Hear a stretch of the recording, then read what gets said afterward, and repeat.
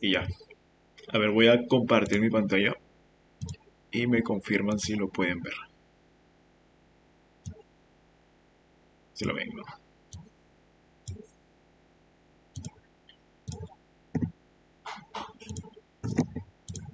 Bueno, los que tienen su laboratorio, si tienen su máquina virtual, lo pueden usar de ahí. Y si no, este, lo vamos a ver conmigo. Bien. Pero primero vamos a hablar de Linux. ¿Y qué es Linux? Sí, un poco de teoría. Ya, así que a empezar con el poderosísimo Paint para explicarles qué es Linux. La práctica vamos mal. Yo solo sé la teoría, jamás he usado Linux, pero me llama bastante la atención y quise aprovechar. Ya, bien, entonces vamos a hablarles de Linux. Ok, Linux es un sistema operativo. Vamos a poner acá Linux. Es un sistema operativo y la sigla del sistema operativo es SO. Bien, es similar a Unix. Antiguamente, antes se usaba Unix. Una de los primeros sistemas operativos que existían en el mundo era Unix, pero luego crearon Linux. ¿Por qué se creó Linux? El Linux fue creado por un patita llamado, bueno, por una persona llamada Linus Torvalds, creo que así se escribe, Torvalds, y fue principalmente programado en el lenguaje C. Linux está programado en lenguaje C. Este fue un sistema operativo que se creó en 1991. Y su objetivo de esta persona, de Linus Torvald, fue crear un sistema operativo libre para instituciones educativas. Es por eso que ahora, si hablamos de Linux, hablamos de un open source, que es gratis. ¿Eh? Eso fue, digamos, hace tiempo, ¿no? Cuando existía Unix y Unix creo que se pagaba por licencia, entonces crearon Linux. Esta persona creó Linux en 1991 y desde ahí, digamos, empezó a enfocarse en este sistema operativo que creció rápidamente y alrededor, digamos, del 50% de personas o de los desarrolladores usan Linux como sistema operativo principal. Por más que nosotros estemos acostumbrados a ver Windows, hay gente que usa bastante Linux. Y ya vamos a entender, porque de hecho es más común en las empresas ver estos sistemas operativos cuando hablamos de servidores. Porque es gratis, porque necesita menos recursos. Y bueno, de hecho todas las páginas web que nosotros vemos en Internet, hay dos formas de levantar una página web. A través de un servidor Linux, ponte acá Linux, digamos con Apache o eh, NGX o entre otras cosas, o por Windows Server con su, ¿cómo se llama esta cosa? ISS creo que se llama su protocolo. Pero mayormente usa Linux para levantar servidores o aplicaciones web. Esto lo usan muy raras veces porque requiere, digamos, una licencia, requieres mucha potencia en la computadora y entre otras cosas. Y también, digamos, el término de IoT, que es el término de Internet de las Cosas, que puede ser como cámaras de videovigilancia, pueden ser el aire acondicionado, el microondas inteligente, la refri inteligente, todos esos sistemas operativos o denominados IoT usan Linux como sistema operativo, como kernel. Entonces ahí está claro lo que es Linux y por qué, digamos, existe esa diferencia entre Windows y Linux. Yo uso Fedora para programación web y móviles y es tranquilo. Sí, es muy... A lo mejor no es tan intuitiva como Windows, pero tiene bastantes funcionalidades. Bien, así que me comentan si hasta ahí está claro con lo que es Linux, ¿no? Es un sistema operativo que se creó con fines de educativos, bueno, no educativos, sino para instituciones educativas, y la idea era que sea un sistema operativo gratuito. En ciberseguridad, ¿qué distribución vamos a usar más? La palabra distribución, lo que nosotros estamos, digamos, acostumbrados a ir, distribución. Bueno, tenemos, digamos, Ubuntu, CentOS, que ya no va a tener soporte, Red Hat, por ejemplo, tenemos el Kali Linux, ¿no? Kali Linux, el Parrot, que también es de Ethical Hacking, Fedora.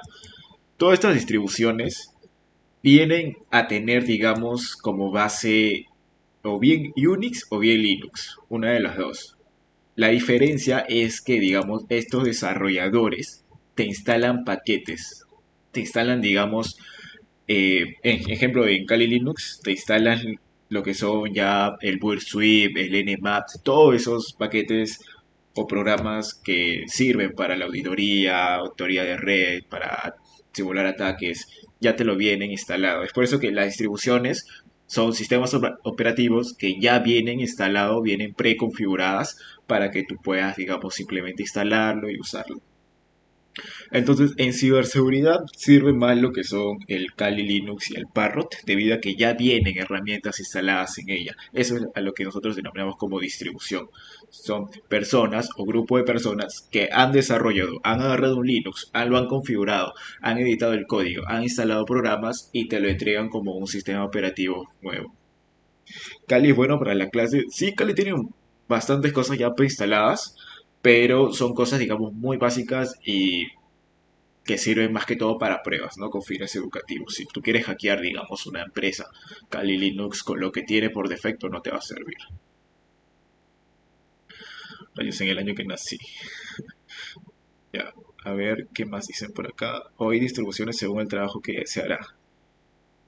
Claro. Bien, entonces vamos a ver lo que es la diferencia de estos dos términos. ¿Ok? GUI versus CLI. La palabra GUI viene a ser de Graphic User Interface, o vamos a escribirlo acá en español, interfaz, interfaz gráfica de usuarios, usuario. Y el CLI es la línea de comandos. Entonces, nosotros, voy a poner acá una captura, vemos esto. No. Cuando hablamos de GUI, vemos toda la interfaz gráfica, todo lo que nosotros podemos interactuar. Por ejemplo, esta pantalla de Discord o nuestro propio Windows. Eso es GUI. Pero cuando hablamos de CLI o línea de comandos o terminal, como otras personas lo llaman, hablamos de el CLI.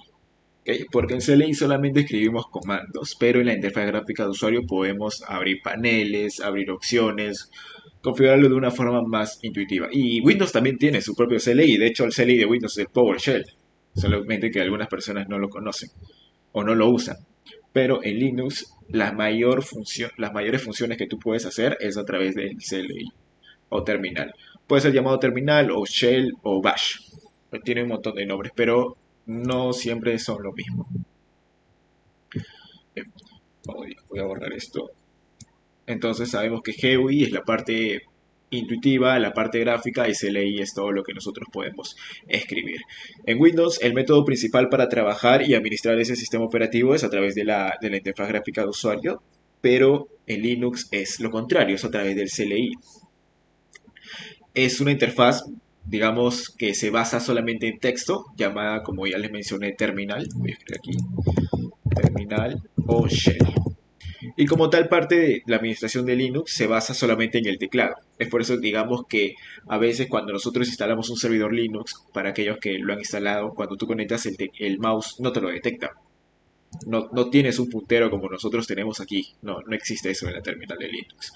Porque hay Linux que sí te da una interfaz gráfica, pero hay otros Linux que con solamente instalarlo no te da la interfaz gráfica, solamente te da el puro CLI, y esos son los más utilizados en los servidores. Y quiero ver, digamos, eh, a ver, ¿qué dicen acá? Ahorita mismo hackeo Discord. Ya que no está el compañero que quiere hackear a la novia, pues lo digo yo. ¿No se escucha o soy yo? ¿Sí se escucha? ¿Sí se escucha? Ah, ya, sí se escucha. Yo he usado PowerShell para ignorarlo de activar Windows. Sí, es muy común. De hecho, yo también lo he usado. Creo que lo sigo usando. Muy útil, la verdad. Pero hay que tener cuidado con eso.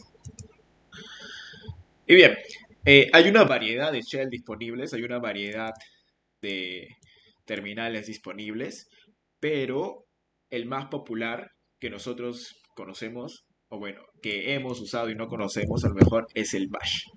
¿Que el Bash qué significa? El Burned Again Shell. Llamado así porque el que lo creó se llamaba Burnell, Steven Burnell. Este es el más famoso terminal que siempre vamos a ver en los Linux. Que de hecho es el que vamos a usar ahora.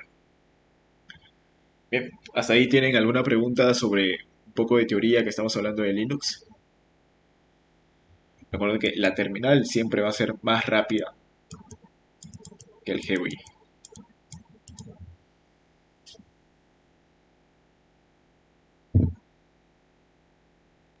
En la terminal también vamos a poder automatizar.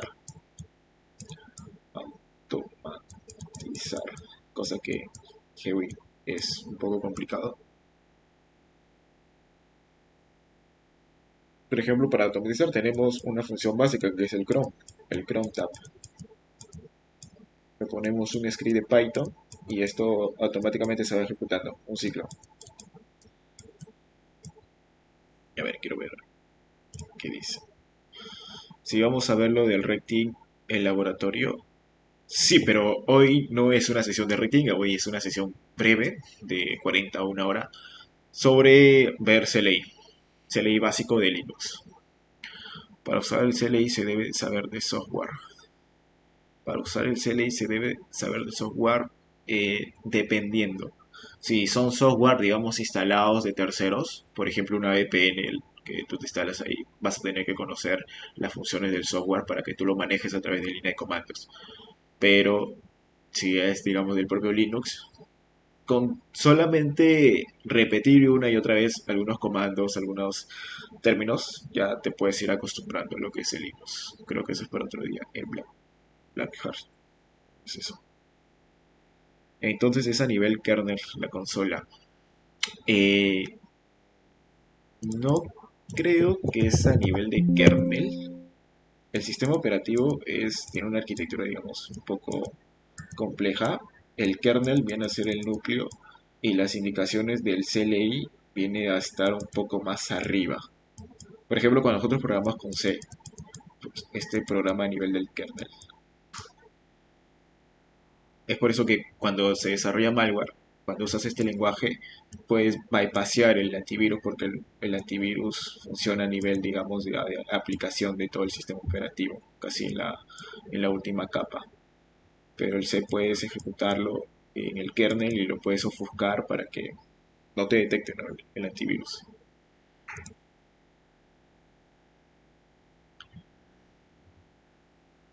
Y bueno, ahora vamos a continuar con lo que es ya el laboratorio. Ya que hemos hablado sobre unos conceptos básicos.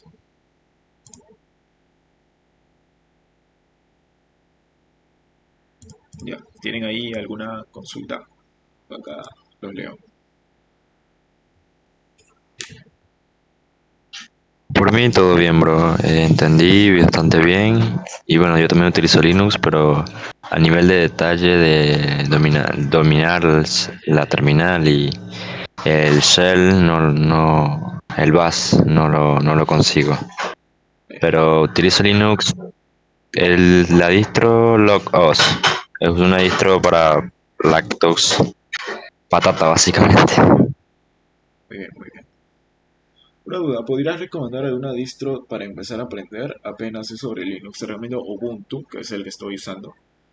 Ubuntu, sí, Ubuntu. Porque CentOS ya no va a tener soporte, ya no van a sacar actualizaciones y está siendo vulnerada.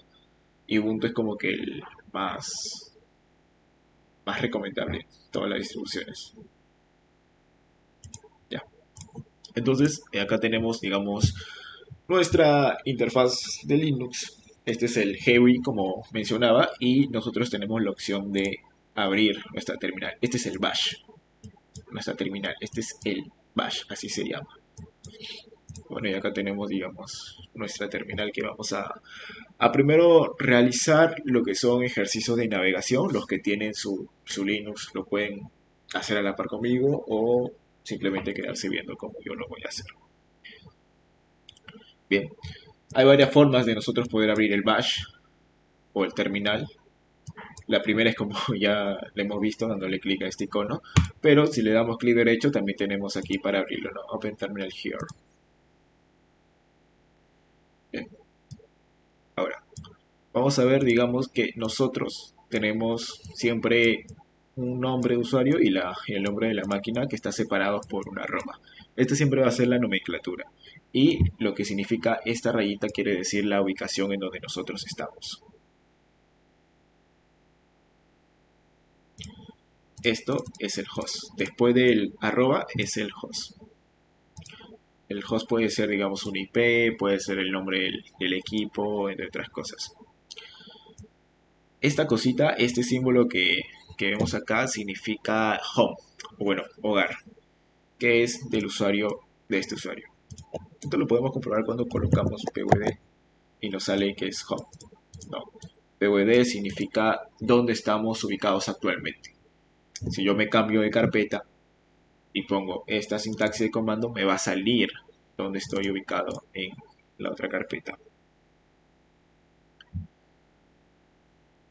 Por ejemplo, si yo pongo un ls me muestra todas las carpetas en donde yo, bueno, todas las carpetas donde yo puedo acceder, las que yo puedo ver, que están en esta ruta, ¿no? Home, Sirari. Por ejemplo, acá tengo el desktop. Como yo me muevo de carpeta con la terminal, con el SD, que es Change Directory. Change Directory. Así yo pongo SD y el de la carpeta y lo completo con el tab.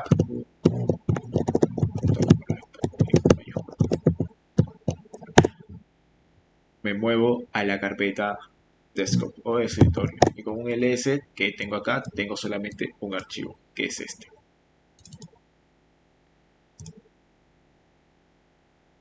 Eso lo tendré en cuenta, esas son mis especificaciones. Está mostrando sus especificaciones. Este simbolito que vemos acá nos quiere decir que no somos un usuario root. Quiero ver si se me logra escuchar porque creo que el micro está fallando.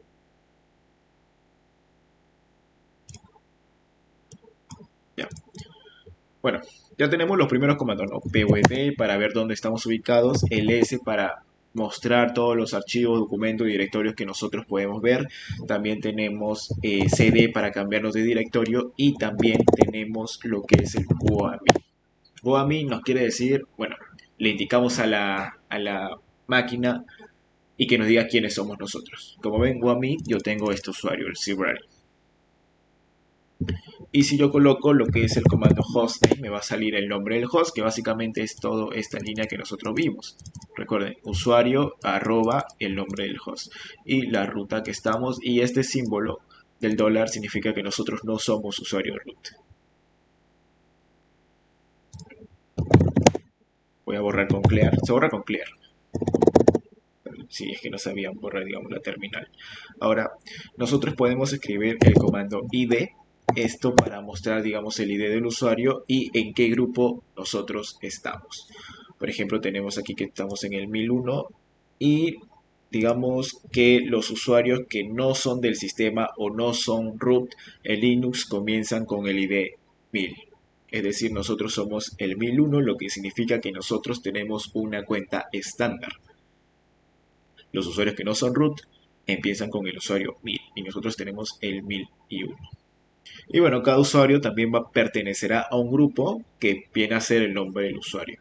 Si nosotros nos creamos un usuario llamado Pepito, también se va a crear un grupo llamado Pepito, en donde el usuario Pepito automáticamente se asignará a ese grupo Pepito.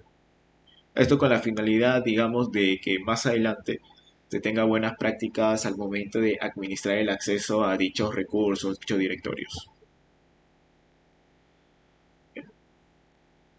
Entonces volvemos con lo que es el ls, los comandos. Mira, cuando yo coloco ls tengo solamente un archivo. Ahora, si yo quiero retroceder, coloco otra vez el comando change directory o cd y pongo 3 puntos, bueno, 2 puntos, retrocedo.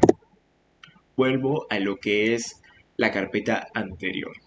Y si yo coloco ahora un ls con el guión L nos mostrará los mismos resultados pero un poco más detallados, más largos.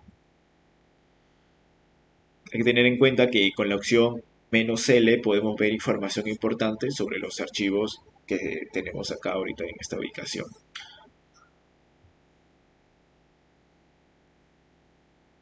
Y bueno, ahora vamos a ver estos tres conjuntos, ¿no? Que estos básicamente son los permisos. En Linux tenemos los permisos de lectura, que es la R.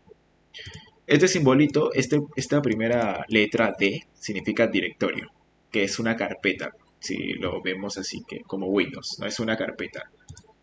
Como vemos, la carpeta está de color azul y esto no es una carpeta, por eso no está de color azul y lo vemos, digamos, este es un TXT, por así decirlo, no es un documento. Una carpeta dice directorio. Entonces tenemos que la R significa lectura, no, escritura, no, lectura, perdón, lectura, la W significa escritura y la X significa ejecución. Y un guión significa que no se establece un permiso determinado. Por ejemplo, R-X significa que se concede permiso de lectura y ejecución, pero no escritura. Y bueno, siempre vamos a ver tres, ¿no? Tres permisos. Uno es para el usuario, otro es para grupos y otro es para terceros. La profe, con respecto a la distribución de Ubuntu, ¿usted recomendaría usarlo como sistema operativo principal en la computadora o en una máquina virtual? O más bien, según su criterio entre Ubuntu y Windows, ¿cuál considera más factible para tenerlo como sistema operativo principal? Te recomiendo que sigas usando Windows para muchas cosas. O sea, muy aparte, digamos, de los beneficios que te puede dar CLI en Linux, el Windows te da más facilidad en tu día a día, ¿no? La ofimática, creo que así se le dice cuando usas los programas de Office, documentos, ya sea del trabajo, de la universidad o quieras guardar notas. Windows te va a facilitar más esos temas. Linux déjalo para los servidores, cuando quieras montar una aplicación, cuando trabajes, digamos, en una empresa. No hay una necesidad o una obligación de cambiar tu sistema operativo Windows a Linux si, digamos, no tienes una finalidad. Si es para programar, puedes programar en Windows. No hay problema con el Visual Studio Code. Y así, eso es dependiendo de tu uso. Claro, dependiendo de tu uso. Muchos tienen Linux como principal, pero Windows tiene muchas más facilidades.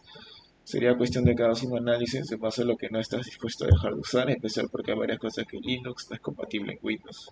Por eso para aprender es mejor empezar en una virtual machine. Así es.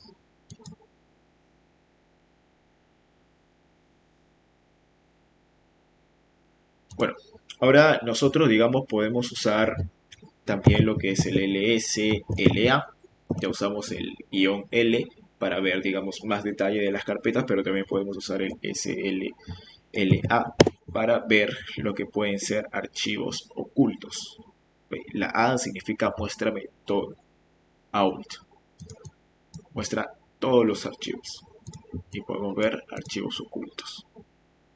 Los archivos ocultos siempre van a empezar con un punto y normalmente se utilizan para administrar la configuración del terminal, recuperar historial de comandos y otras configuraciones relacionadas al shell.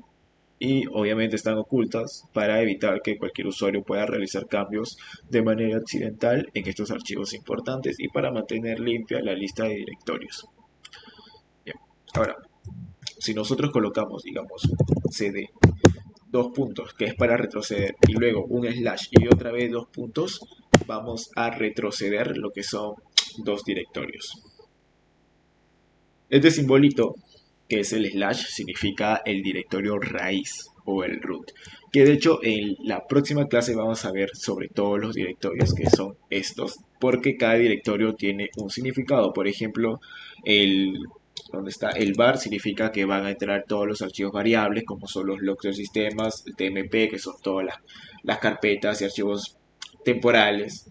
También tenemos el OPT, que ahí van instalado todas las aplicaciones de terceros y un montón de archivos, porque cada carpeta que viene de la carpeta raíz tiene un propio significado. Si nosotros queremos ir más allá, queremos retroceder más allá de la carpeta raíz, no vamos a poder. Por más puntos que nosotros colocamos, no vamos a poder. Bien. Luego hay otro símbolo que nos lleva directamente a la carpeta home del usuario, que creo que no sé si lo puedo colocar, que básicamente es este símbolo. Si yo coloco un CD y este símbolo me va a devolver a la carpeta del usuario, a la carpeta home. Y es lo mismo, ¿no? Básicamente así se navega en lo que es Linux.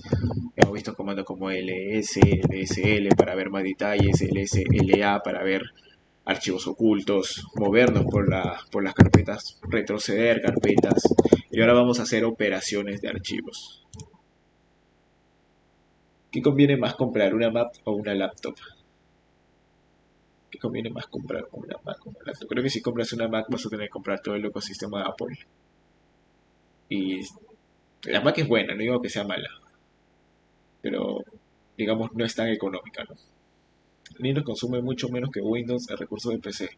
Puedes también utilizar algunos exequies de Windows, Word, Excel, etcétera. Creo que sí se puede, creo que había leído eso. Creo que la marca Apple tiene precios algo altos, ¿no? Al final creo que te conviene mucho más en economía al comprar una laptop de cualquier otra marca. Una pregunta, bro. Me quedé prácticamente donde colocaste CD Home. Entonces no sé cómo devolverme, disculpa. Ah, ya, con 2 puntos. ¿Quieres saber dónde estás? Haz el comando pwd y esta es la ruta donde estás. Si quieres volver atrás, pones cd, 2 puntos y vuelves atrás, lo confirmas con el comando pwd. Home. Ok, perfecto. Gracias. Bien, ahora vamos a ver operaciones de archivos. Y bueno, vamos a crear una carpeta. ¿Cómo se crea una carpeta? Tenemos un comando para ello que es el mkdir, que probablemente ya muchos de ustedes lo conocen. Este mkdir lo voy a crear en la carpeta este laboratorio que está en CRI.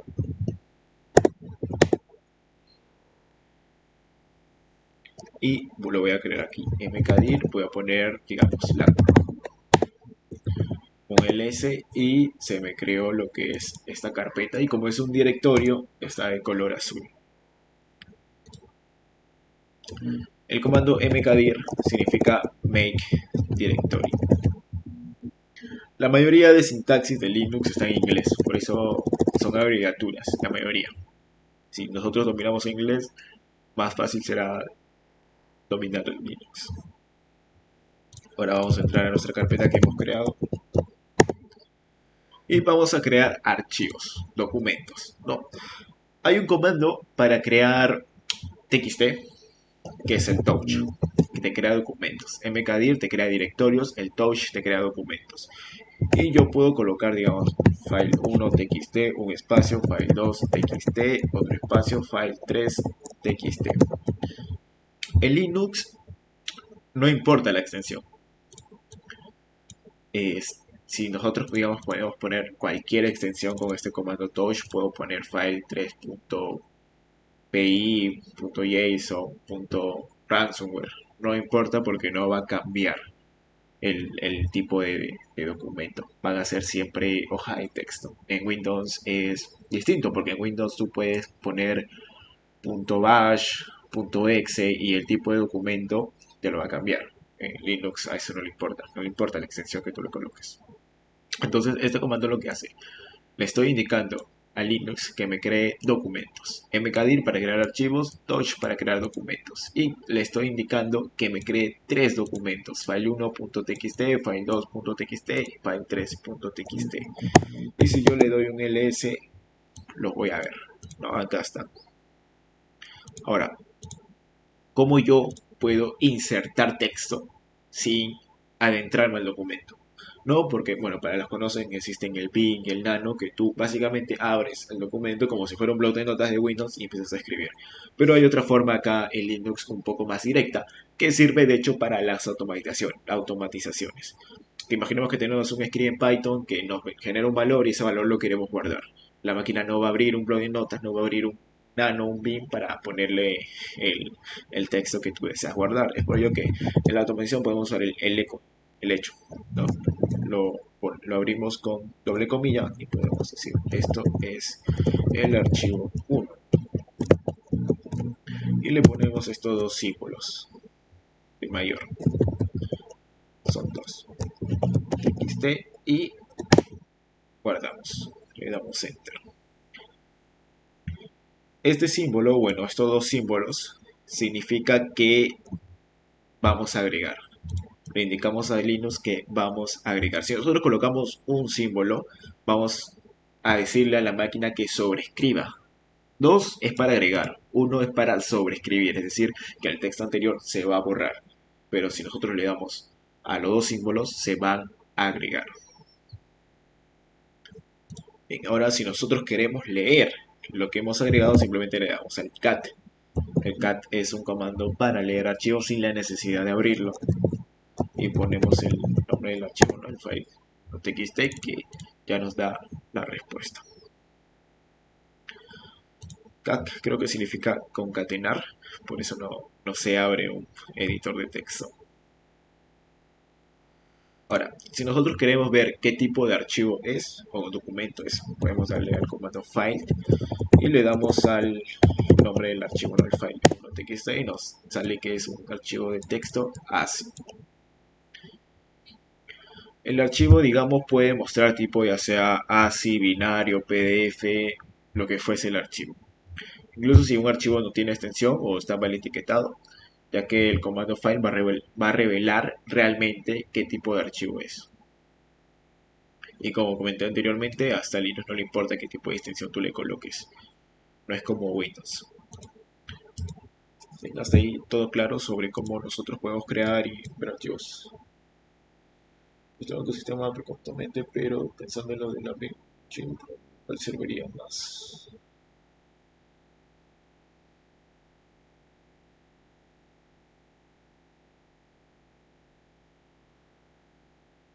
Y Todo perfecto, todo claro.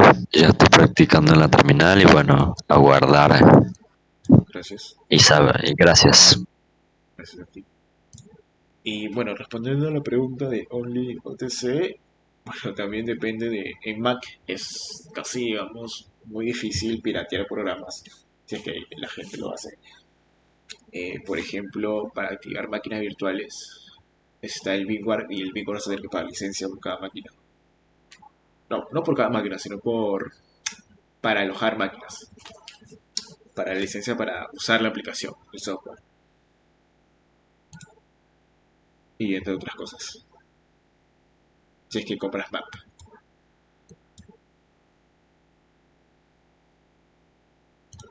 Y bueno, como ya creamos tres archivos, vamos a crear ahora tres carpetas. Este va a ser rojo, azul y verde. De la misma forma en que nosotros creamos documentos con ls, ya nos sale estos tres directorios. Ahora lo que vamos a hacer es aprender a copiar y mover porque hay mucha confusión entre los comandos o la sintaxis de copiar y mover. Nosotros podemos colocar el comando cp file 1.txt y pongo, digamos, la ruta a donde quiero que se copie el archivo, que en este caso azul. ¿No? Si ahora yo coloco un ls, el archivo va a estar tanto en nuestro directorio actual como en la carpeta azul. Ahí lo vemos. Porque lo hemos copiado, no lo hemos movido, lo hemos copiado. ¿No? Y si nosotros, digamos, queremos evitar hacer esa secuencia de comandos de validarlo en la carpeta actual y luego movernos de carpeta para validar que el archivo está ahí realmente, podemos colocar un ls-r mayúscula y nos va a mostrar como un tipo de ruta, ¿no? Acá tenemos todos los archivos que están en nuestra carpeta actual, todos los archivos que están en la carpeta azul, que está el file 1.txt que hemos copiado, y bueno, no hay archivos en la carpeta rojo ni en la carpeta verde. Bien. Ahora nosotros podemos colocar rm-i para borrar el archivo file1.txt en la carpeta en donde estamos actualmente, que es la carpeta donde están todos los documentos. Nos va a salir que una indicación de que si estamos seguros de borrarlo y podemos ponerle yes, que es la Y. Ahora con un ls o un lsr vamos a ver que la carpeta file1 ya no está.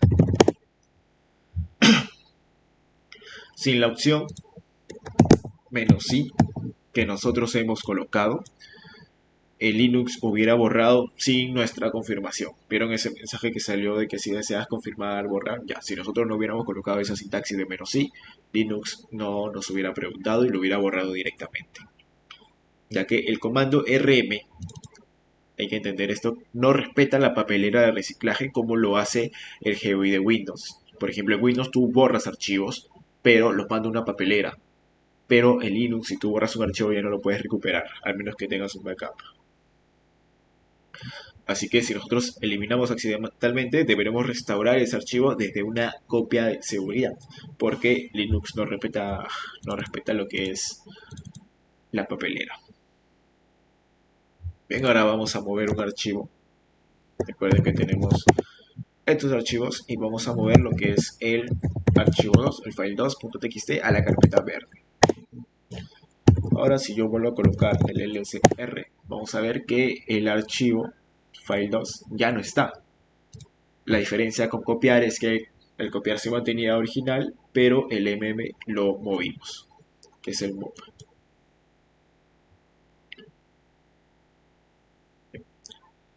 Hasta ahí claro cómo copiar y pegar. Creo que es ya muy sencillo esta parte de Linux. Estamos viendo lo básico.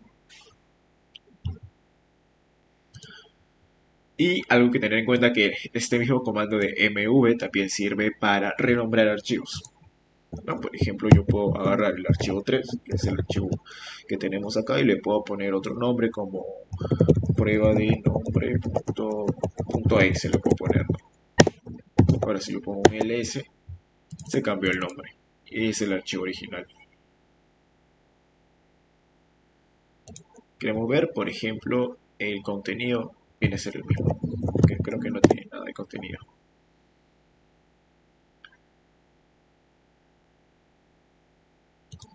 También podemos cambiar el nombre y moverlo de carpeta a la vez. Con el mv ponemos la prueba, ponemos la carpeta donde nosotros queremos cambiarlo, que en este caso es el rojo, nuestra carpeta destina, y podemos ponerle el nombre anterior, file3.txt.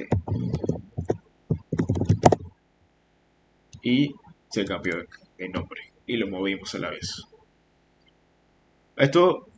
Este comando es muy útil y muy importante a la hora de sacar backups de configuraciones.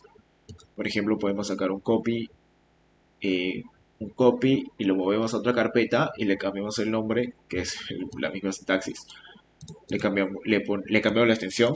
En lugar, digamos, de config, le ponemos el backup.bkp. Y si queremos restaurar, simplemente hacemos el mop, agarramos el backup y lo colocamos en nuestra carpeta donde debería estar la configuración, pero le cambiamos el nombre.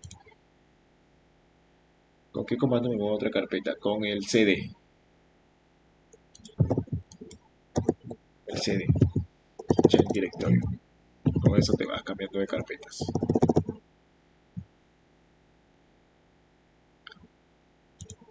Ya. Ahora nosotros tenemos dos funciones para ver lo que son archivos. Tenemos el more y el less, que es básicamente el más y el menos. El comando more es una herramienta que nos desplaza la pantalla original, y el comando less creo que, bueno, no estaba tan seguro, nos sirve, es similar al comando more, solamente que nos deja desplazar hacia adelante y hacia atrás, cosa que el comando less no nos deja. Pero vamos a hacer un ejemplo para que quede más claro, porque estos conceptos también a mí confunden. Vamos a crear un archivo random. Base64 básicamente es el tipo de codificación que nosotros vamos a usar. Vamos a crear una carpeta dep random, que es básicamente una aplicación que te genera números aleatorios que ya vienen incluidos en Linux. Vamos a usar la pipa para agregarle una sintaxis adicional. Vamos a decirle que el archivo pese 1 mega. y le vamos a indicar que este archivo sea o se llame, digamos, texto grande, ¿no? .txt. Y tenemos este texto grande. Yo pongo un LSL, voy a ver los detalles y voy a ver que si pega, si pesa exactamente un mega. Bueno, si no entendieron este comando, básicamente indicamos que quiero que se cree un texto en base 64 con esta aplicación que es un programa, por así decirlo, de Linux que te genera números aleatorios, letras aleatorias y adicionalmente la pipa nos permite agregar otro comando dentro del comando. Por eso que la pipa nos sirve para separar comandos. Primero creamos el código random en base 64 y luego agregamos otro comando con la pipa. Y el head, bueno, indica que va a cortar todo ese archivo, un random, en el primer mega.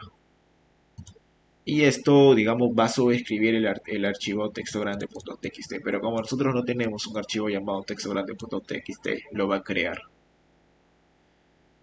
Vuelvo a repetir. Base 64 convierte un archivo masivo en base 64. Esto para asegurar que todos los caracteres de archivo sean impresibles, que se puedan imprimir. Porque un random puede sacar, digamos, caracteres que se le dificulta a Linux entender. Por eso usamos base 64. Y usamos esta aplicación que nos va a generar números aleatorios, letras aleatorias de un mega. Y usamos hit para cortar este archivo cuando llegue a un mega. Lo corta, ya no va a pasar un mega. Y le ponemos el nombre del archivo. Ahora, si nosotros escribimos el comando more y ponemos texto grande, se nos va a mostrar de esta forma. Podemos subir y podemos bajar en la terminal. Pero es bastante texto. Yo le doy la Q para salir el texto y ahora si le damos a less,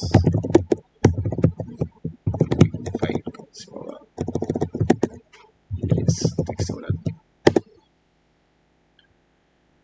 ya nos muestra todo completo, ¿no? Desde el final hasta arriba. En more nos dio la opción de bajar progresivamente, pero en less nos mostró todo el texto completo. Y obviamente con Q para volver a salir. Así todo claro. Más que todo sobre el comando que nosotros hemos ejecutado. El base 64.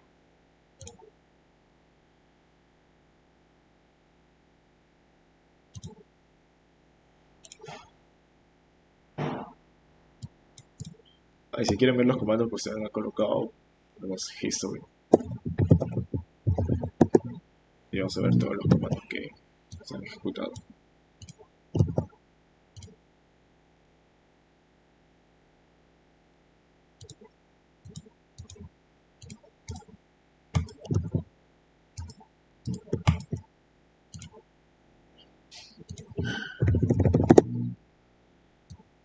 Y se me cerró la terminal.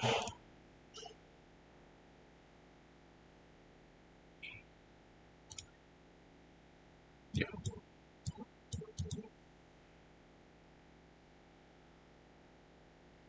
Ahora también hay un comando bastante importante, interesante, que es el comando fend, que es para encontrar objetos.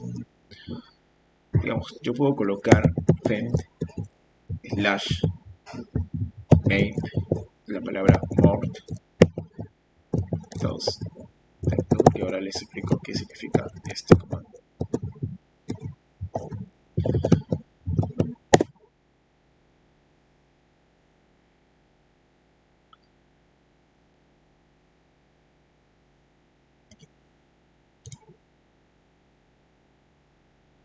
A ver, hasta el momento, ahorita les voy a explicar, pero ¿qué significa este comando? Ya que están ahí. ¿Tienen alguna idea de qué significa ese comando? Lo pueden escribir ahí en el chat. Esa sintaxis de comando.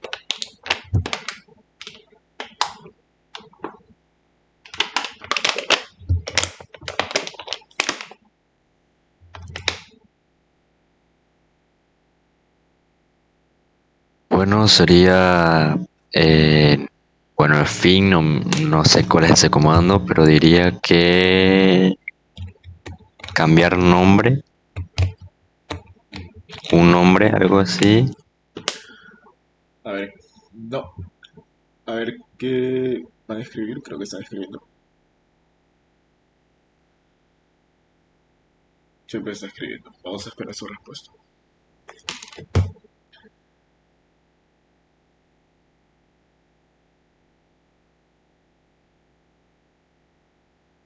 Como buscar nombre. Sí, sí. Según lo que se ha dicho, es encontrar el archivo por hilo de internet. Ya. Sí, más o menos. El comando fin es buscar. Como ya les comenté, Linux se basa en terminologías de inglés. Find es buscar o encontrar. Lo que yo le indico acá a la máquina es, le digo, encuentra o busca en la ruta raíz. Recuerden que el slash es la ruta raíz. Le digo, busca desde la ruta raíz. Le pongo una sintaxis, un comando name y dos comillas more. Le digo, busca desde la carpeta raíz archivos que tengan de nombre more. Y todo lo que no coincida con more, todos tus logs de los basura, digamos así, logs externos, los redirijas a esta ruta, al dep null. Bueno, el 2 significa eh, logs de errores. ¿No? Cualquier error lo va a redirigir al dep null. Encuéntrame desde la ruta root cualquier archivo que tenga la palabra more y los logs de errores que tú, digamos, estás ejecutando en este momento y me botas logs de errores, todo eso lo redirijas con este símbolo, lo redirijas a esta carpeta. Si yo no pongo esto, miren lo que va a pasar. Permiso denegado, permiso denegado, permiso denegado, permiso denegado. Me va a buscar desde la carpeta root todos los archivos con la palabra more, pero van a salir estos errores. Entonces, yo digo, búscame desde la carpeta root todos los archivos con el nombre more, pero todos los logs de errores que son representados por el número 2, lo redirijas con este símbolo, lo redirijas a esta carpeta det, que es básicamente nada de información. ¿Quedó claro esa sintaxis de comando?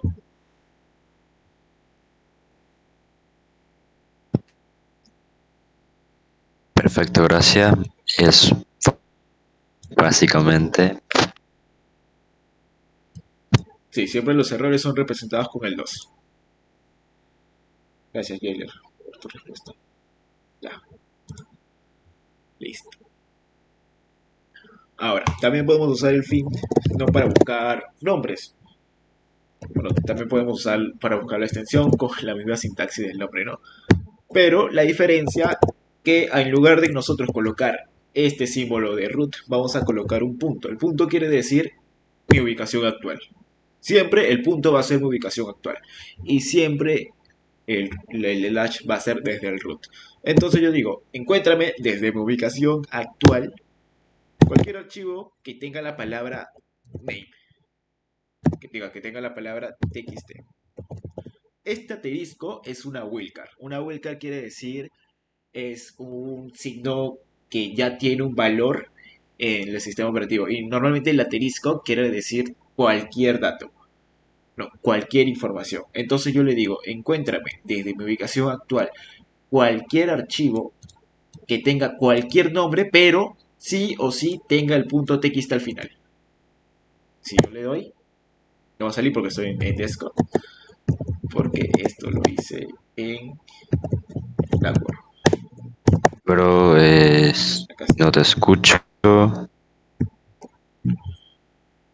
Hola, ¿no se me escucha? Hola, ¿no se me escucha? Ya me muteé, me muteé. Hasta dónde me escucharon? Yo desde el principio. Bueno, desde fin, cuando estabas con el comando. Ya, ya, Desde bueno, voy a ahí. volver a explicar. Ya, gracias. No me había dado cuenta que la había bloqueado. Ya, básicamente, este comando, el fin, le digo, búscamelo. El punto quiere decir, búscame desde la carpeta actual donde yo estoy. Es decir, lo va a buscar desde, si yo coloco un PWD, desde acá. Entonces le digo, fin, búscame desde la carpeta actual, pero le coloco la sintaxis guión name y le digo, búscame todo lo que tenga txt. Voy a poner aquí un asterisco, ojalá no se note. Ya, cuando yo tengo configurado así el Discord. Entonces, ese asterisco es una wildcard. Una wildcard es una variable que ya está, que ya tiene un valor, por así decirlo, en cualquier sistema operativo. Y esta wildcard normalmente representada por el asterisco quiere decir cualquier dato, cualquier información que esté ahí. ¿No? Entonces yo le digo, búscame desde la carpeta actual cualquier archivo o documento que tenga cualquier nombre, pero sí o sí termine con el punto .txt. Este puede ser cualquier nombre, ¿no? Y si yo le doy enter, me va a buscar todo. Pero me la va a buscar siempre desde la ubicación actual. ¿No? Por ejemplo, acá vemos que entra a la carpeta azul y encuentra un archivo, entra a la carpeta rojo, encuentra otro archivo, entra a la carpeta verde, encuentra otro archivo y bueno, aquí no entra en ninguna carpeta porque esto ya está afuera. Si yo coloco un LSR, vamos a dar cuenta que solamente hay un TXT en la ubicación actual y hay tres TXT en tres carpetas. ¿Sí quedó claro? Ya.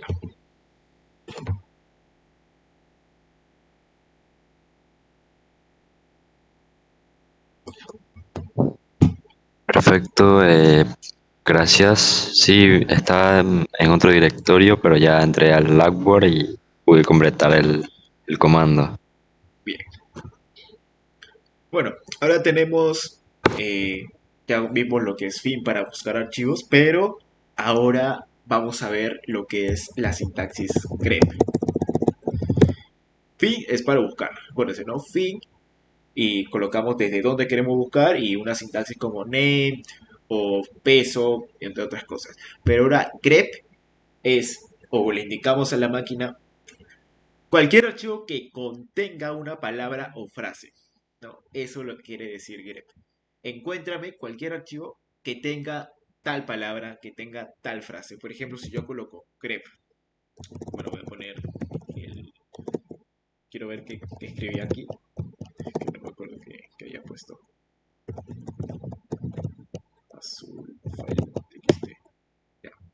Si yo coloco un grep, guión R, y coloco la palabra este, me va a salir que la palabra este está en el archivo 1 que está en la carpeta azul. Es así como funciona básicamente el grep. Hasta ahí todo claro. La diferencia entre fin y grep.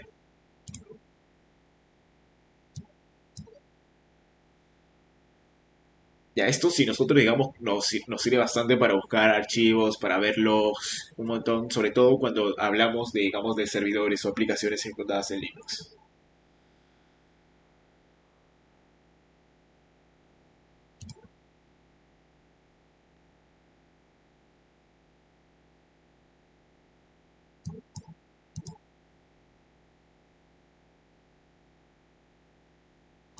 Sí, pero hay que tener cuidado porque si nosotros lo hacemos desde la carpeta, digamos, root, va a demorar bastante en cargar.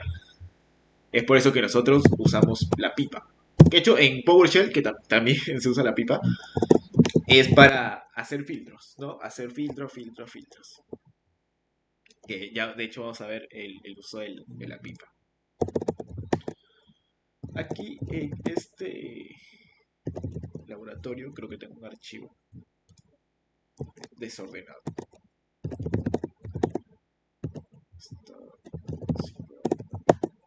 Ya, este archivo. A ver, los que tienen Linux pueden copiar o crear un archivo de texto con estas palabras. Hay algunas que se repiten y también es bueno copiar todo ello.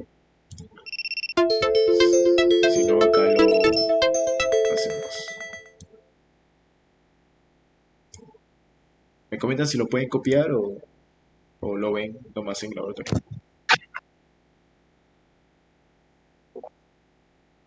Simplemente es el eco. Pones eco, creas un archivo y le colocas las palabras.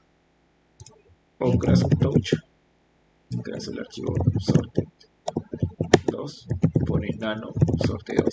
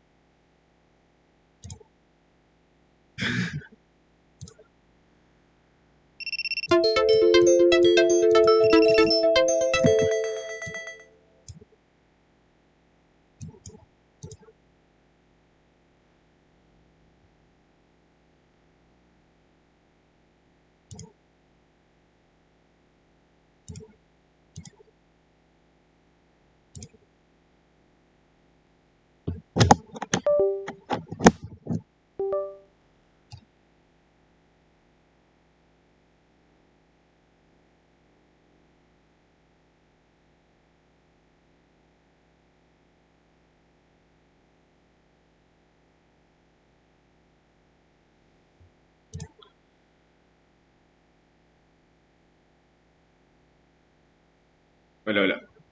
¿Me escuchan? Hola, hola, sí se escucha. Sí, estaba explicando Escucha. y moví mi cable por error. Oh, no. Bueno, sí, les estaba mostrando cómo crear el archivo. El archivo que tenías en Home es un archivo, es una carpeta, digamos, no me explico, no entendí muy bien ahí, donde conseguiste todas las palabras desordenadas. Ah, ya, ese puedes ponerlo en cualquier lado, no hay problema. Créalo en cualquier lado. En Landward, si es posible que lo vamos a crear en Landward. Pones touch, pones un sorted, cualquier palabra que tú quieras y lo abres con nano, sorted. Se te va a abrir este editor de texto y tú vas a empezar a escribir. Y voy a duplicar No veo, aquí lo que es otra terminal. No se bro, ve no tu veo. pantalla, bro. Ah, ya, perdón. Como que pantalla.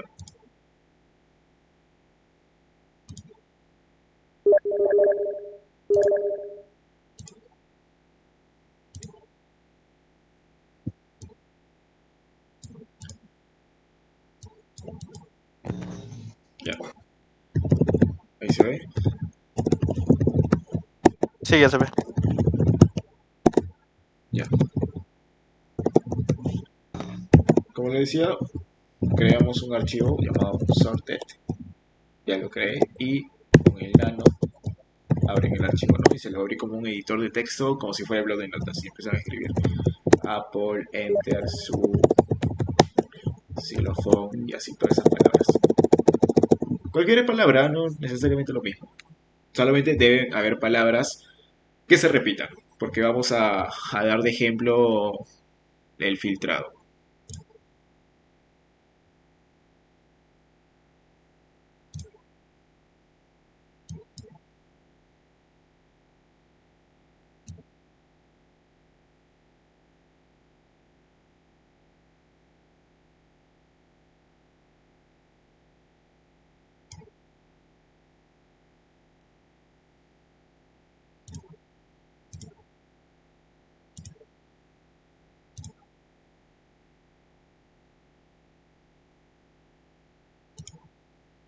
Ah, sí, estoy grabando, sí estoy grabando.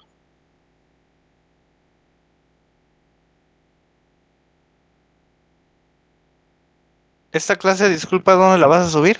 En YouTube, Ok, gracias. ya, sí lograron tener su archivo.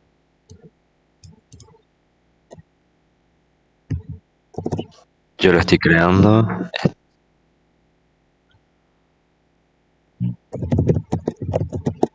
Puede ser cualquier palabra, como digo, no necesariamente esas 21. Ya, para guardar en nano, le dan a control más O y le va a salir. ¿Quieres guardar este archivo? Le das que enter y para salir le das a control X.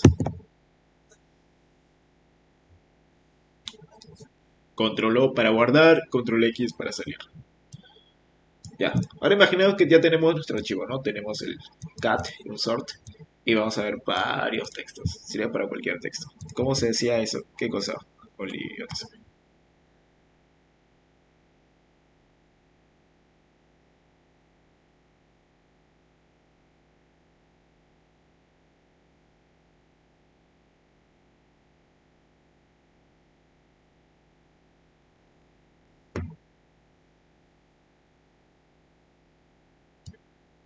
Con palabras repetidas. Bueno, esto lo creé manualmente. Es manual, no hay un comando. Se puede crear un script, pero esto no es manual, porque son pocas palabras. La idea es solamente ver cómo usar la pipa.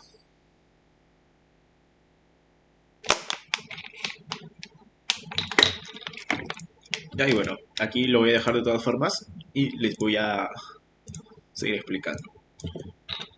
Si yo coloco cat y un sorted, me va a salir todo el texto normal, ¿no? Sin filtros, sin nada. Ahora, si yo coloco la misma sintaxis, le coloco un cat, el nombre del archivo, y le agrego la pipa, que es este simbolito, y le agrego la palabra sort. Sort significa ordenar. Me va a ordenar de, digamos, por orden alfabético, ¿no? Vemos que la letra A, la letra B, la letra C, la letra G, y acá estaba desordenado. Ese es como el sort. Ahora, vemos que hay palabras repetidas, como Apple.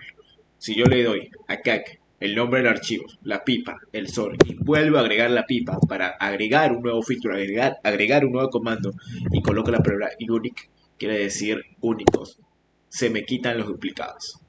Es por eso que sirve la pipa, para agregar, como poder decir, filtros, agregar otros comandos al comando original. No, y esto es obviamente proporcional.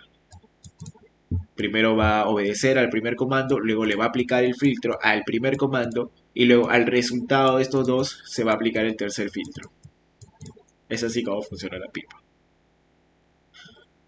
Ahora, por ejemplo, yo quiero contar la cantidad de, de palabras que tiene este archivo. Si yo le doy un cat, un sort, le doy a la pipa y le doy a WC, que significa word count, que es un contador de palabras, me va a decir que hay 17 palabras, 17 líneas de texto y hay un total de 123 caracteres.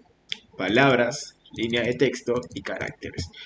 Ahora, si yo coloco lo que es cat sorted, lo ordeno con el sort y quito los duplicados con el unique y le pongo un QC, que es contador de palabras, y le pongo la L, que son líneas, hay 11 líneas. Y acá podemos ver las 11 líneas y acá podemos ver las 17 líneas, ¿no? Sin el filtro. Acá le digo, léeme el archivo unsorted, ordénalos, quita los duplicados y cuéntame las palabras, pero solamente las líneas con la L. Si yo quiero ver, digamos, los números de palabras, le doy a la W, que hay 11. Si yo le quito, digamos, esto filtro, va a salir que hay 17, que básicamente es este, ¿no? Este valor. Que estos tres son línea, palabras y caracteres.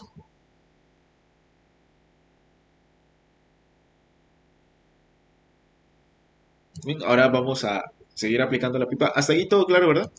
¿Sí lograron a realizarlo? Ya dale, Liam. Gracias a ti. Creo que se fue.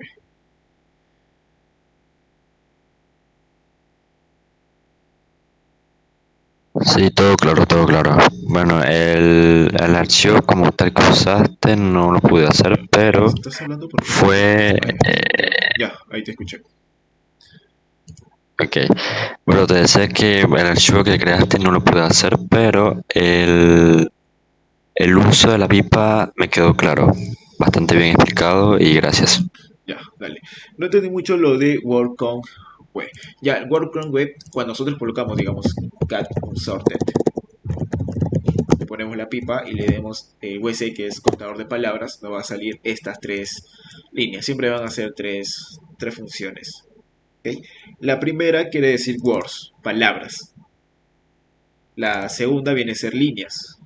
Y la tercera viene a ser caracteres, ¿no? palabras es todo esto. Apple es una palabra, van es una palabra. Las líneas son, digamos, qué es lo que separa. Acá puede estar en una sola línea Apple y van, pero están separados. Por eso se cuentan como dos líneas. Por eso hay 17 palabras y hay 17 líneas.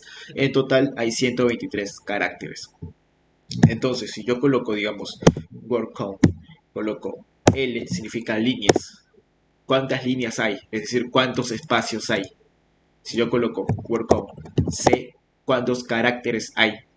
Hay 123 caracteres. Y si yo coloco word count W, ¿cuántas palabras hay? También hay 17 palabras. Si yo, digamos, pongo Apple, espacio, otra palabra, ya no sería 17, serían 18 palabras. Pero tendría 17 líneas aún. Ahí se quedó claro. Ya, perfecto. Bien, ahora vamos a seguir usando la pipa. Por ejemplo, en el ls también podemos usar la pipa. Quiero ver detalles y le pongo poner un grep. Quiero que solamente me traigas lo que sea Cibrari, usuario y grupo. No, más me va a señalar todo lo que es. Pero quiero que me lo cuentes. No quiero que me veas la respuesta. Pongo el word count menos L. ¿Cuántas líneas hay? Hay 13 líneas. ¿Cuántos caracteres hay? Hay 728 caracteres en toda esta búsqueda. Y bueno, ¿hay algún archivo con la sintaxis de los comandos? No, pero lo puedo crear. De hecho, hay un short en YouTube de esto. Pero voy a tratar de crearlo. Cada sesión voy a tratar, digamos, de darle esos folletos, como se dice. Esos chips, shard chips. Y eso.